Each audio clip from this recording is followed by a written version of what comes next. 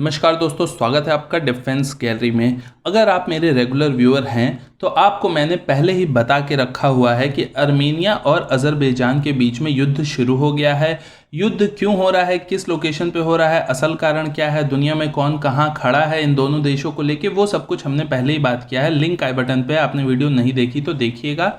यहाँ सबसे बड़ा अपडेट आज ये निकल के आ रहा है कि अर्मेनिया ने ये क्लेम किया है कि टर्की के फाइटर जेट्स ने अर्मेनिया के किसी फाइटर जेट को शूट कर दिया है। अब कौन से फाइटर जेट को शूट किया है ये अभी तक क्लियर नहीं हो पाया है, क्योंकि अर्मेनिया के किसी हेलीकॉप्टर को किया है या किसी फाइटर जेट को किया है, फाइटर जेट या हेलीकॉप्टर में कौन से को किया है ये सब अभी श्योर नहीं हो पाया है।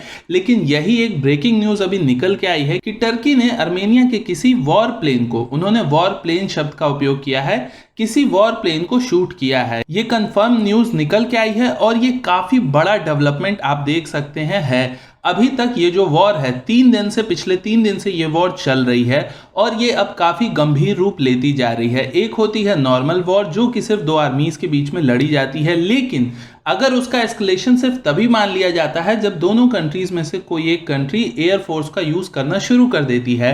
और यहाँ तो सबसे बड़ी बात यहाँ पे ये आ गई है कि अर्मेनिया ने किसी तीसरी कंट्री का नाम लिया है। अर्मेनिया ने क्लेम किया है कि टर्की के फाइटर जेट ने उनके वॉरप्लेन को शूट किया। तो अब आप समझ जाइए कि अर्मेनिया से दो कंट्रीज लड़ रही हैं। पहला हो गया अज़रबैजान जिनके साथ उनका मेन मसला है, और दूसरा हो गया टर्की जो कि अज़रबैजान को सपोर्ट करता है सिर्फ इस वजह से क्योंकि अज़रबैजान एक मुस्लिम मेजॉरिटी कंट्री है और अर्मेनिया क्योंकि एक क्रिश्चियन मेजॉरिटी कंट्री है, तो ऑटोमेटिकली वो एक विरोध हो गया धर्म के नाम पे। तो ये बहुत बड़ा डेवलपमेंट आया है और अगर ये चीज़ 100% सच होगी तो दुनिया इस पे बहुत बुरी तरीके से आगे रिएक्ट करने वाली है। और अगर अर्मेनिया के सपोर्ट में जैसे रशिया भी आ सकता है, यूएस भी आ सकता है, कोई भी एक कंट्री और आ गई तो फिर टर्की के पास एक ही ऑप्शन होगा कि वो चुपचाप या तो पीछे चला जाएगा या फिर ये वॉर और भी गंभीर रूप ले सकता है। आगे जैसा डेवलपमेंट होगा मैं आपको इस बारे में जरूर अपडेट करूंगा, लेकिन ये काफी गंभीर मुद्दा है फिलहाल आगे के लिए।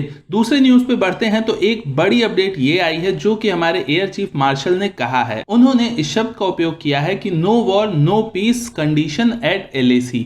इसका क्या मतलब है? तो उनका कहने का मतलब ये था कि जो LAC की सिचुएशन है वो काफी असहज है, यानी कि जिसे डिस्क्राइब ही नहीं किया जा सकता प्रॉपरली। ना लड़ाई हो रही है और ना ही शांति बहाल है, यानी कि कभी भी शांति भी हो सकती है और कभी भी लड़ाई भी हो सकती है। उनके कहने का ये मतलब था इससे। तो ये कंडीशन तो हम आप भी देख ही रहे हैं। कल मैंने आपको बताया था कि निर्भया मिसाइल को भी वहां पे डिप्लॉय कर दिया गया है और ये सब कुछ देख के ऐसा ही लगता है कि दुनिया सच में किधर से किधर जा रही है और आगे क्या होने वाला है ये कहना काफी ज्यादा मुश्किल हो चुका है। इसके अलावा एक और चाइना से अपडेट आया है जो मैं आपको बताऊंगा और आपसे एक रिक्वेस्ट भी करूंगा। चाइना ने, जो चाइना के फॉरेन मिनिस्ट्री के स्पोक्स पर्सन है, उन्होंने आज क्या कहा है? उन्होंने कहा है कि चाइना ने अभी तक भारत की यूनियन टेरिटरी लद्दाख को रिकॉग्नाइज नहीं किया है। तो और इसीलिए चाइना वहां पे जो कंस्ट्रक्शन हो रहे हैं जो कि बॉर्डर्स के पास होते हैं उस यूनियन टेरिटरी यानी कि हमारे लद्दाख में, तो उसको चाइना नहीं मानता है और इसीलिए सारा डिस्प्यूट है एक तरीके से आप कह सकते हैं। इसके रिप्लाई में भारत ने क्या कहा है? तो भारत के जो मिनिस्ट्री ऑफ एक्सटर्नल अफेयर्स का रिप्लाई आया है उसमें यह कहा गया है कि भारत चाइना के 1959 वाले यूनिलैटरली डिफाइंड LAC, यानी कि चाइना ने खुद से ही अपने मन से जो LAC उनको समझ में आया 1959 में उन्होंने कुछ डिसाइड कर लिया। तो उस जो उन्होंने डिसाइड किया था 1959 में वो क्लेम अगर चाइना अब करेगा तो भारत उसे एक्सेप्ट नहीं करेगा। और उन्होंने कहा है कि चाइना को जो अग्रीमेंट्स भारत और चाइना के बीच में हुए हैं उससे चाइना को बंध के रहना चाहिए। तो ये भारत की ओर से कहा गया है और चाइना की ओर से क्या कहा गया है ये मैंने आपको बताया। अब यहाँ मैं आपसे ये रिक्वेस्ट करना चाहूँगा दोस्तों कि अगर आप ट्विटर यूज़ करते हैं तो प्लीज़ मुझे ट्विटर पे फॉलो ज़रूर करिए, क्योंकि अगर हमारी कम्युनिटी मजबूत होगी तो ही हम किसी गलत चीज़ के खिलाफ आवाज़ उठा सकते हैं और ये आपके लिए भी अच्छा रहेगा, मेरे लिए भी अच्छा रहेगा। ऐसा मैं क्यों कह रहा हूं? तो उसका रीजन ये है दोस्तों, ट्विटर पे लोगों की बात ज्यादा सुनी जाती है, तो यही रीजन है मैंने ट्विटर का नाम लिया। अब यहाँ पे मेरा पर्सनल सजेशन ये है दोस्तों, और आपका भी सजेशन मुझे लगता है ज्यादातर यही होगा। अब हमें भी खुल के कहना चाहिए कि अक्साई चिन्ह पूरा हमारा है, हम भी नहीं मानते कि आप वहां पे हैं, ठीक है अभी हैं, लेकिन हम भी नहीं मानते कि वो आपका हिस्सा है। इसके साथ ही साथ और भी बहुत सारी चीजें हैं। चाइना अरुणाचल पे क्लेम करता है, तिब्बत, इसीलिए एक तिब्बत बहुत ज्यादा इंपॉर्टेंट पार्ट है ताइवान भी बहुत ज़्यादा इंपॉर्टेंट पार्ट है। ये सब पे भारत को बोलना चाहिए। आप देखिए दोस्तों, अमेरिका को देखिए, इंटरनेशनल प्लेटफॉर्म पे ताइवान को किसी खास कंट्रीज ने रिकॉग्नाइज नहीं किया है, लेकिन फिर भी अमेरिका उनको देता है ना हथियार चाइना से लड़ने को।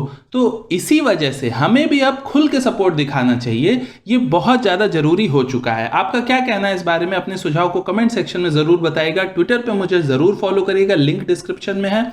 मैं मनीष, मिलता हूं आपसे अगले वीडियो में। नमस्कार, जय हिंद।